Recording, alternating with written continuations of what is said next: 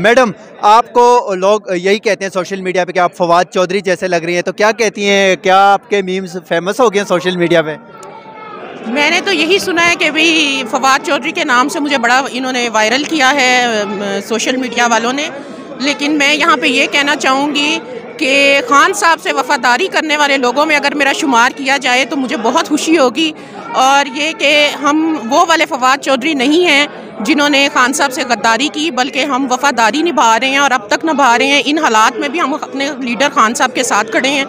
तो अगर लोगों को खुशी होती है मुझे फवाद चौधरी कहने से, तो लोगों को खुश होने दिया जाए। लेकिन ये है कि कम से कम हमें खान साहब के वफादारों में शुमार किया जाए। खुशी होती है फवाद चौधरी के नाम से? जब नहीं, मैं एक्चुअली मुझे फवाद चौधरी के नाम से इस वजह से खुशी नहीं होती कि हम खान साहब से जितने भी वफादारी करने वाले लोग हैं, अगर हमें उनके साथ आप मतलब उनमें शुमार करके अगर हमारी कोई मीम्स भी बनाते हैं तो हमें बड़ी खुशी होती है।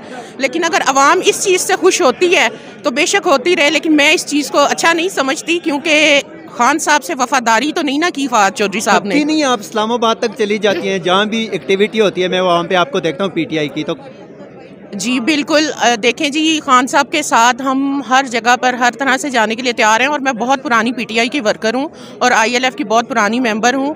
और हम लोगों ने शेलिंग भी खाई, चोटें भी लगवाई, बहुत कुछ लाठी चार्ज वगैरह ज़मान पार्क में हो, इस्लामाबाद में हो, जुडिशल कम्प्लेक्स में, हर चीज़ बर्दाश्त की है अपने लीडर के लिए। और बहुत से लोगों ने मुझे ये भी कहा कि आपको अपनी जान प्यारी नहीं है, आप हर जगह पे नजर आते हैं। खान साहब वज़ीर-ए-आज़म बन जाएंगे इलेक्शन में? इंशाल्लाह, इंशाल्लाह। तो इलेक्शन हो जाएंगे, क्या लगता है आपको? उम्मीद तो है कि अगर